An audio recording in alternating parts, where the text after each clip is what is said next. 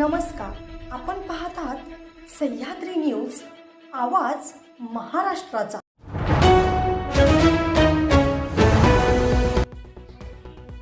पुणे महापालिकेचा अनधिकृत hotel bar पबवर हातोडा। एक दिवसात L3 पबसह 29 ठिकाणी कारवाई।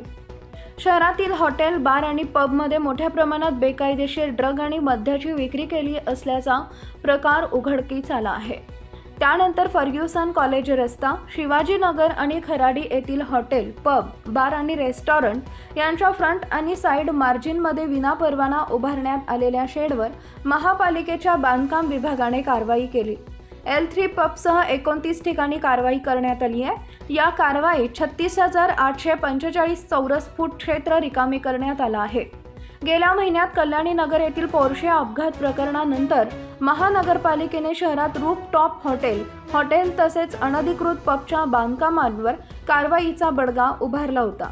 या कारवाईत सुमारे 144 हॉटेलवर कारवाई करण्यात आली होती। त्यानंतर ही कारवाई थंडावली होती।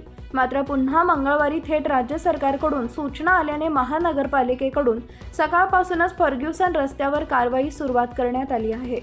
दिवसभरात बानेर, खराडी, औंध, सिंहगड रस्ता, शिवाजीनगर या भागात अनधिकृत बांधकाम निर्मूलन पथकाने जोरदार कारवाई केली। या कारवाईत 9 हॉटेल, पब, बार आणि रेस्टॉरंट यांच्या फ्रंट आणि साइड मार्जिनमध्ये कारवाई केली। L3 पबमध्ये ड्रगची पार्टी झाली होती। त्या पबवर पालिकेने कारवाई केली। या पबचे अनधिकृत बांधकाम तोडण्यात आले। पुणे महापालिकेच्या बांधकाम विभाग सातत्याने हॉटेल, बार आणि रेस्टॉरंट यांच्यावर कारवाई करतो, पण त्यानंतर संबंधित हॉटेल चालक आणि मालक हे पुन्हा अतिक्रमण करतात। त्यामुळे पालिकेने या हॉटेलवर गुन्हा दाखल करणार आहे, त्यासाठीची प्रक्रिया पालिकेने सुरू केली आहे। महापालिका यापुढे अशी कारवाई सुरू ठेवण्यात येणार असल्याचं महापालिकेच्या बांधकाम विभागाकडून स्पष्ट करण्यात आलं आहे।